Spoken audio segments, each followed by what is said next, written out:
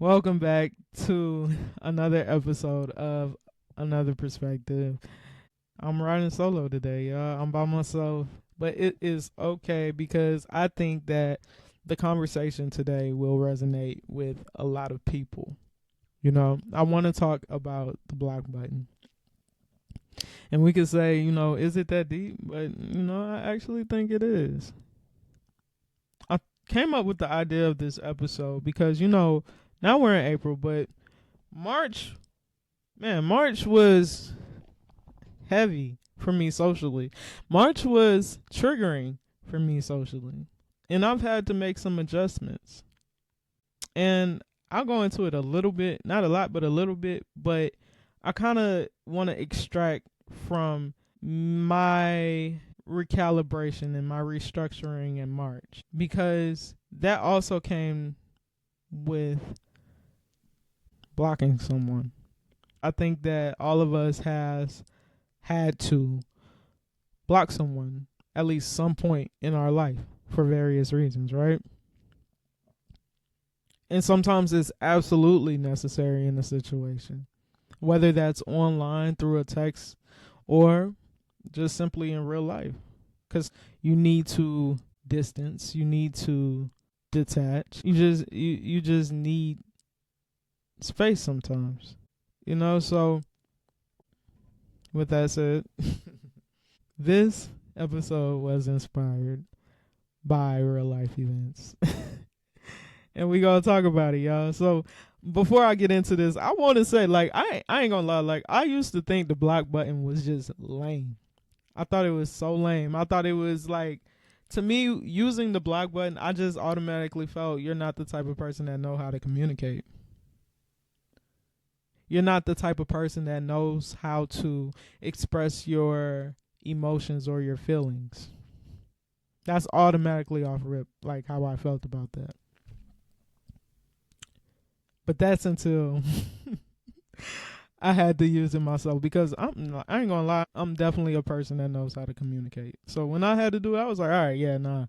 Sometimes it's absolutely necessary, and sometimes you just gotta use it. Now, while I do still feel that can still be true for many people, I think my perspective has shifted on it since me having to use it myself. And sometimes that happens, right? Sometimes when we have to do certain things ourselves and we're presented with new information, the perspective shifts. It's like, well, damn, okay, I didn't know it. I see it now. So yeah, so if I'm being real, I had to block somebody and I still cared for that person. I still do care for that person. But I can't let my care for an individual be to my own detriment because I just feel like we need to detach, yes, but other times it's a matter of learning one another. And people don't know, they just don't know until they know. But once I know that you know, and you still continue with your antics and your shenanigans, and now it's like, to me, yeah, but you just don't care. You don't give a damn. Now I have to think if this dynamic, if this friendship, if this connection is worth keeping around. I'll say it like this, with this particular person in the past, I've disconnected, I've detached with this person previously. Somehow, some way, they found their way back into my life. Well, no, let me correct that. I allowed them back into my life, and that was my fault. Sometimes we got to take accountability of where we stood in the process of certain things repeating. I allowed that person right back into my life. And I thought for valid reasons. Okay. I thought because I cared about this individual. And I did not want to carry the guilt of failing them in similar ways that others have failed them. But then I realized I also have to understand and come to some type of realization that and where this person was continuously failing me. And I had to let go for good. And while it should not have taken all the time that it has taken, and the first time should have been the only time, I would just say, when someone shows you who they are for the first time, y'all, believe them. And not to say that no one has the ability to change, because we all do, but it's worth seeing if that change comes about in their behaviors and their actions rather than their words. Wholeheartedly, I would say that. No matter how much empathy you might have for that person, you have to be mindful of how you are affected by them. And that comes with observation of their behaviors and actions, not just their words. Okay, so this time around, I used the block button. And now here we are. So let's get into it. In this episode, I do want to dive into why we use the block button, when it's absolutely necessary to use it, and whether this is something that we should do and use in every situation, or if it's solely dependent on the person and the dynamic that you have, right? So, yeah, let's talk about it. We may block contact for various reasons, like I said earlier, right? But before I even get a little deeper into that, I want us to understand that this comes with the moment of introspection, to understand why there's a feeling of a need to detach in the first place. Is this something that's being done out of spite from a reactionary space, or is it just response? Because those are two completely different behavioral patterns with different outcomes. You have to know if you're doing it from a space of avoidance, and if you're just doing it from being emotionally triggered in that very moment, or is it from and through exhaustion after you've done all you can to try to rectify, to try to reconcile, to try to find some resolution, some type of cohesion with that person, right? Because let me tell you, reactions, that's automatic. That's a trigger switch, and then a response, that's more thought out. When you decide to cut contact from an emotionally charged space, it can keep you from exploring the meaning behind certain conflict, right? It can keep you from finding understanding, and as I said, resolution, right? But when you decide to detach after really thinking it through, after sitting and feeling that experience wholeheartedly and thinking it through, it usually is because you've seen enough to know that it is not worth experiencing again. So then what becomes the better approach? I've been on both sides, and let me tell you, one lasts longer than the other one. When you disconnect out of reaction, oftentimes it won't stick. It's temporary, it's avoidant, it's unpredictable. And usually it happens because, everything, you're in this emotionally charged space. You're not wanting to question yourself more than you're questioning the other person. You might fear how they might react to you addressing the conflict. Or simply, you may not just know what to say or how to say it. But then what's the cost of that? Because sometimes we'll miss out on good people because we weren't actionary in that moment. Or we weren't open, we weren't receptive, we weren't willing to try to address their behavior or even sometimes our own.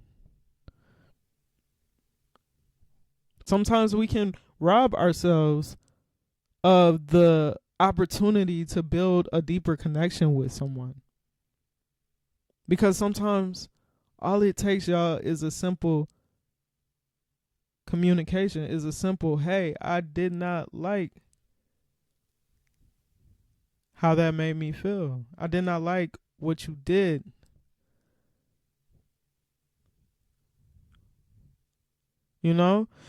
And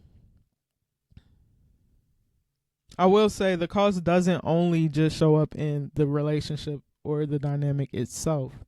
Sometimes it even just shows up in you. It can become hard to grow because instead of understanding the pattern and maturing from the pattern, sometimes we end up repeating the pattern because we simply did not want to take a look at it and address it. It's easier sometimes to label yourself as the victim to avoid accountability. And that's tough, I know it.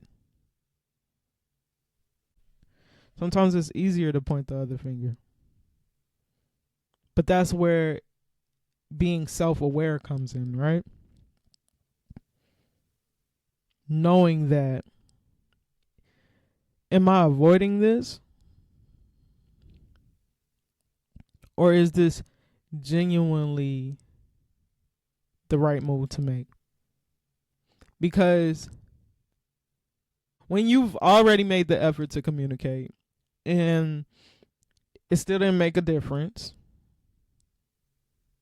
especially when you've done and said all that you can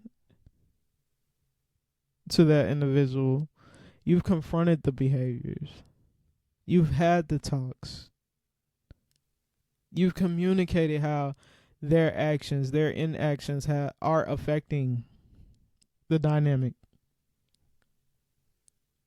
And then you try to make sense of what's going on to find some type of resolution, right? To find some understanding.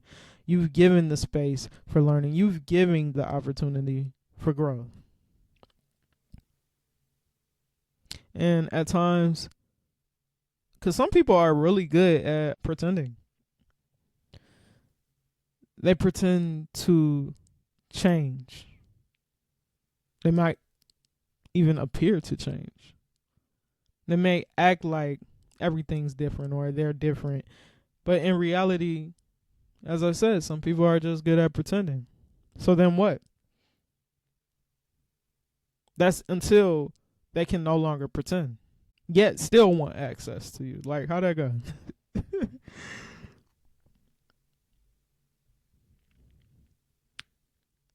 In reality, you have to come to an understanding of sometimes a person is just not going to get the message.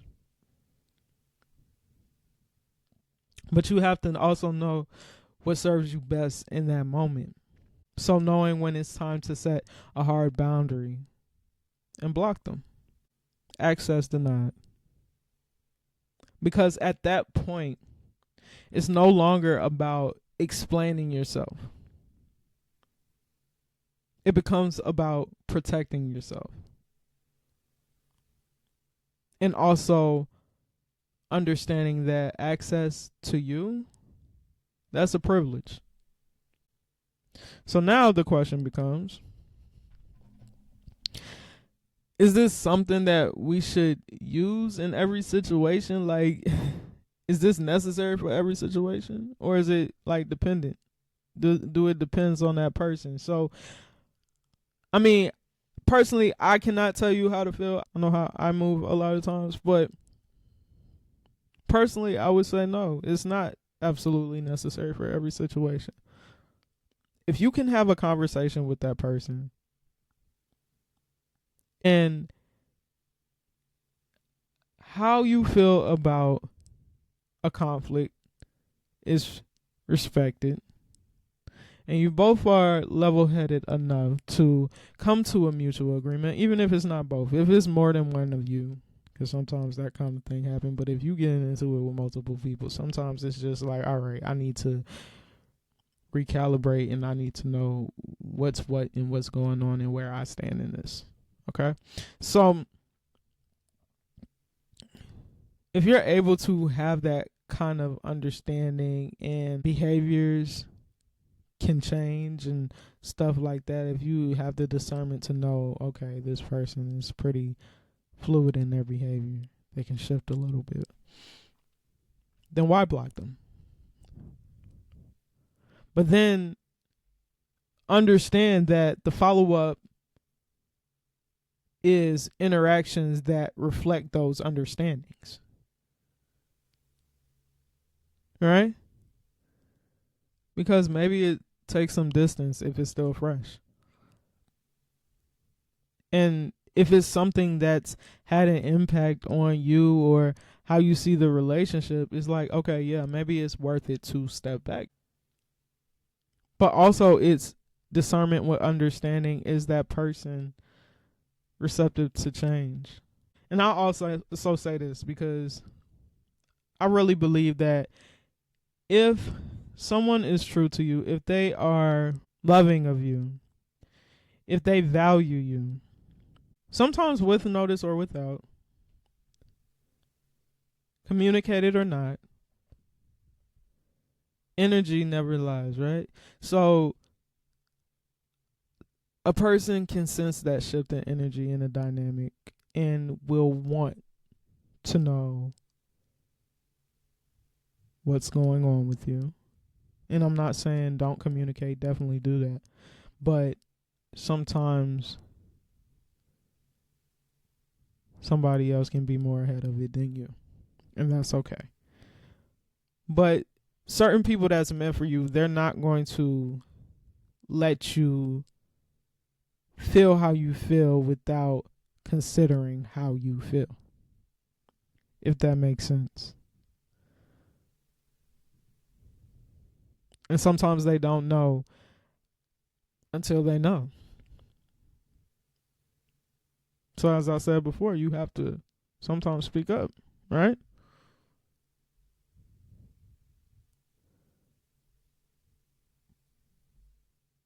But I'll also say this. I've also been in this space, right? Like wanting to disconnect or block out communication can sometimes even come from a space of wanting to regain control. So then that's another thing. Are you doing it out just to protect your peace, or are you doing it to regain control? And even it can look like, regaining control can look like protecting your peace. So I'm not saying there's anything negative about regaining control or control in general.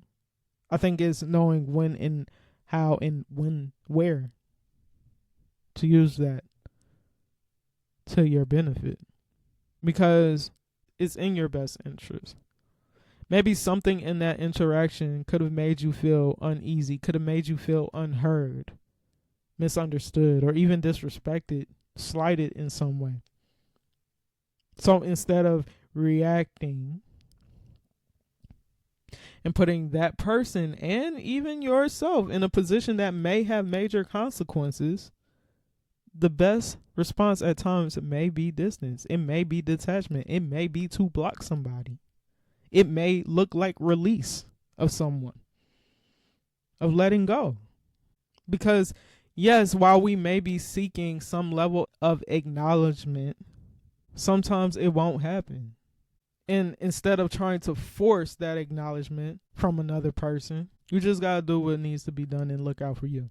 So ultimately, what I feel it really comes down to, y'all, is being able to identify if a person is actually receptive to considering you.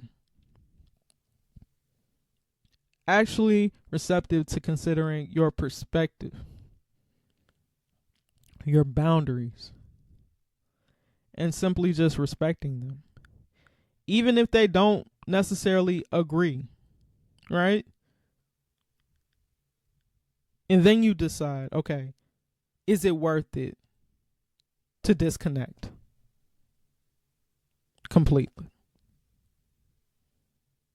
Because at the end of the day, a person who values you, it will always show in how they show up for you and how they respond to you. They don't have to agree with you, but they just consider you. They don't just listen to respond to you. They'll actually try to understand and empathize with you. Or sympathize, right? Because two different things, I guess. But that understanding itself will reflect in the way they show up moving forward in future interactions. Not just in what they say, but in their patterns as well. Because temporary change, that doesn't mean anything. I accept apologies in action, not in words. Consistency means a whole lot more. The way you show up, how often you show up in that same way. And on the other side of that, someone who doesn't value you, they're likely to not even try to understand you at all. They'll deflect. They may try to minimize the effect that certain conflict has had on you. They just simply won't try to pick up what you're putting down. And you'll find yourself having the same conversation over and over again. But this is the part where it gets tricky. Just because you understand why someone is that way, because I've had this issue too, doesn't mean you have to keep on experiencing it. Some people can only meet you as deep as they meet themselves. And if you're someone who leads with empathy, you might struggle with that. You might struggle knowing when enough is enough. Simply because you understand it. And how they would show up if they knew better.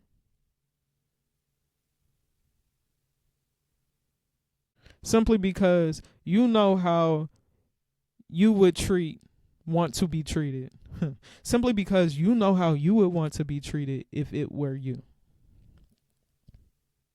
So then you give chances, and chance after chance after chance after chance. Now realizing that while you're trying not to fail them, they are consistently failing you.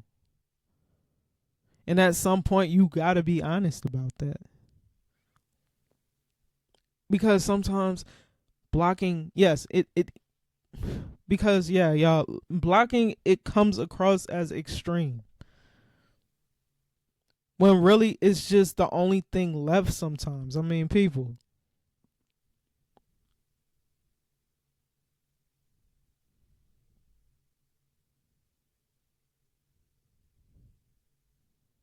The person who respects your boundaries is the person you keep around. You have to decide if this is something you're willing to keep experiencing. Because sometimes you just got to be done. Not because you hate them. Simply because you've seen enough to know that nothing is changing. Nothing will change unless I walk away. And that change can be, that moment of walking away can be a trigger that changes something in both you and them. Because maybe you were the catalyst for them, and maybe they were the catalyst for you to decide, I deserve different, I deserve better, or I deserve to be different, and I deserve to be better, and this was the lesson that showed me how to do that. So the next time you feel the urge to block someone, sit with yourself and ask, am I avoiding something or am I finally choosing myself? I hope that this has been another perspective for you to sit back and think about and take into consideration. And I will see y'all next episode. Peace.